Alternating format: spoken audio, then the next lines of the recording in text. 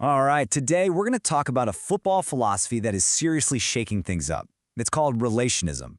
And the core idea here is that the future of the game, well, it isn't some rigid script handed down from a coach. It's a live, unfolding conversation happening right there on the pitch.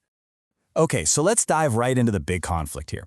For years, elite football has been totally dominated by this idea of positionism. It's all about structure, zones, and exactly where you are on the field. But relationism, it just flips that whole idea on its head.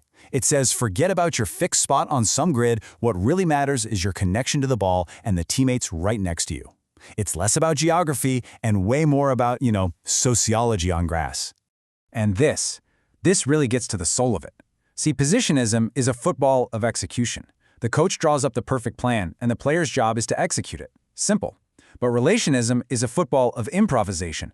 The plan actually emerges from the players. It's a massive shift in power. Movement isn't assigned, it's co-written in the moment. Now that kind of freedom is incredibly demanding. You need amazing chemistry, because when it goes wrong, believe me, improvisation can look a whole lot like chaos. So what is the core difference between these two philosophies? Let's really break it down. This right here says it all, doesn't it? Positionism is top-down. The coach is the architect. The players maintain the structure. But with relationism, the structure is emergent. It's totally bottom-up. It's not defined by chalk lines on a board, but by the real-time connections between players. And get this, a pass isn't just about moving the ball from A to B. It's a signal, an invitation to create something brand new, together. Now, you might think this is some radical new invention, but it's not. The idea has these deep, fascinating roots, born in the super tight, confined spaces of Brazilian street football and on futsal courts. And this timeline just lays out the journey perfectly. It all started as pure instinct. On those cramped Brazilian futsal courts, you couldn't have a fixed position. You had to be able to do everything. Then, you get coaches like Fernando Diniz who start to give it a formal language, codifying ideas like close support. And now you've got guys like Thiago Motta actually importing this relational way of thinking right into the heart of top-tier European football. I mean, how great is this quote from Thiago Motta? It just captures the whole thing. In his system, a player's position isn't a solid or a liquid, it's a gas. It expands, it contracts, all based on one thing, its relationship with the ball and the players nearby. You're not just occupying a space, you're living in this dynamic, constantly changing relationship. Okay, so let's get into the mechanics. How does this philosophy actually build into a practical system? Well, it has its own unique, almost poetic vocabulary.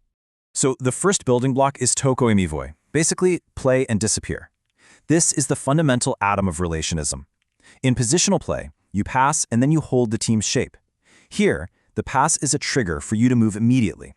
The passer instantly becomes an attacker in a whole new area. This just erases that decision pause for defenders and gives them an impossible choice. Do I follow the man or do I hold my position? It's a nightmare. Next up is the Escadinha, which means the staircase. Think about it.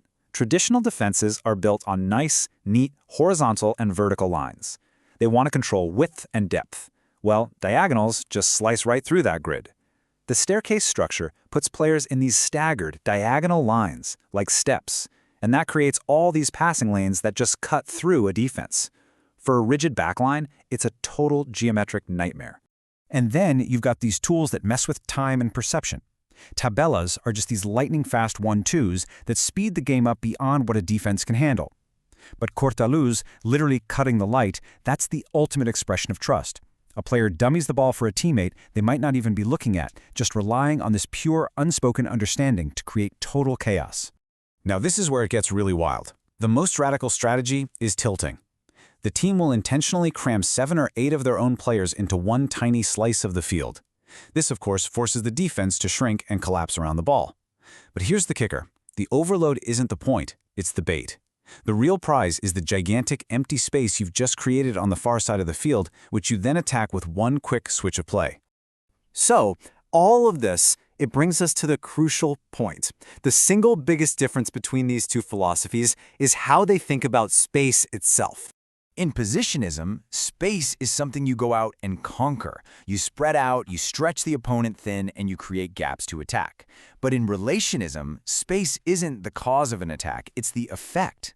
By bunching players together, you create this kind of gravitational pull that sucks defenders in, and that pull is what mechanically creates empty space somewhere else. You don't find the space, you literally generate it.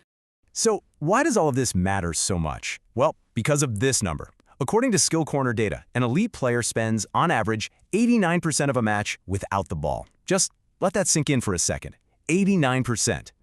That staggering number forces you to completely rethink the entire game.